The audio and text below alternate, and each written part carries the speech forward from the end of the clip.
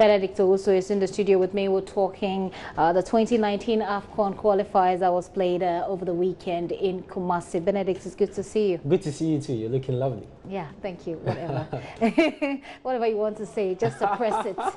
Just suppress it and let's talk about sports. Okay. All right, so we know that Kwesi appears to be stepping out in style. What's with the new players though? Yes, he started his reign, his second stint for the Black Stars over the weekend, as you mentioned, in Kumasi. It was the 2019 AFCON Cup of Nations qualifier, and when Kwesi named his very first squad since his reappointment, he actually put up a 30-man squad. That was a provisional team, and obviously with that one you would have to take some players out and get your final team for the game. And he named that squad for the game against Ethiopia, which we played on Sunday, and also for 2 international friendlies which will happen next 2 weeks in the United States of America. We'll take on Mexico as well as the United States of America. But just to limit ourselves to the what game happened we played, over the weekend? what happened over the weekend? Well, in a game, he named 3 debutants, something that we've not seen in a while. When Avram Grant took charge of the team, we always see the regular players starting. When it comes to the starting 11, it was the likes of Razak Brahma. So I was just about saying that this was one of the reasons why a lot of people didn't seem to like Avram Grant, because they said that there weren't enough opportunities for. You're right to say that. And many people even feel that Avram Grant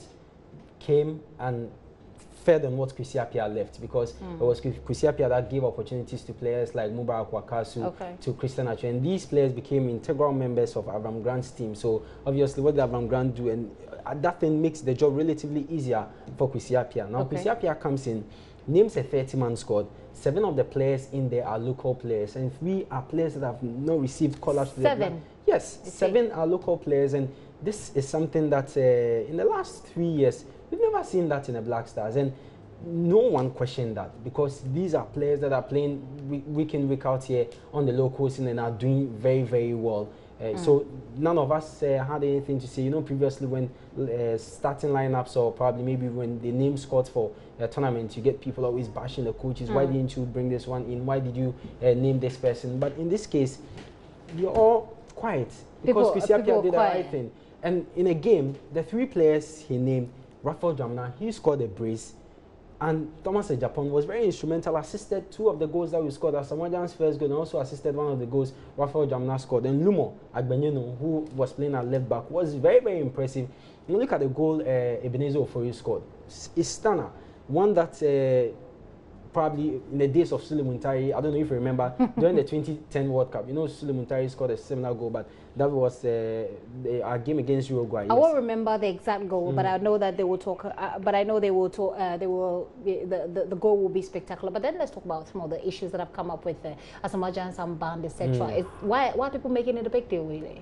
Well, the issue is that Asamoah had an armband with his image on it. You understand? And normally, it hardly happens that you see an armband where an image of a player is on it. And there's always a first time. Yeah, there's always a first time. Well, in some clubs, they have that. But it's not images of the players, but rather maybe your name on it. But in this situation, you know the backstory about how Andrea Ayew is trying to, take the captaincy from Asamoah.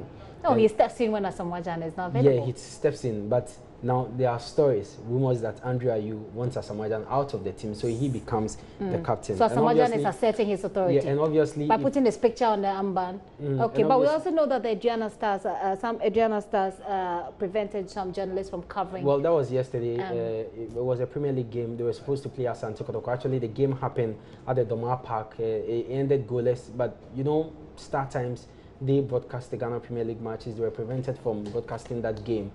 But the fans said they were not going to allow them to broadcast. And we actually were hoping to speak to their communications director to find out if they endorsed that, or probably maybe the fans took matters in their own hands and decided to do that. Well, I think we have the spokesperson of Adriana Stars, that's Mr. Dennis Asamoah. Mr. Dennis Asamoah, simple question to you. Did you guys endorse what your fans did, or probably maybe they took matters in their own hands? Oh, we cannot endorse such a thing.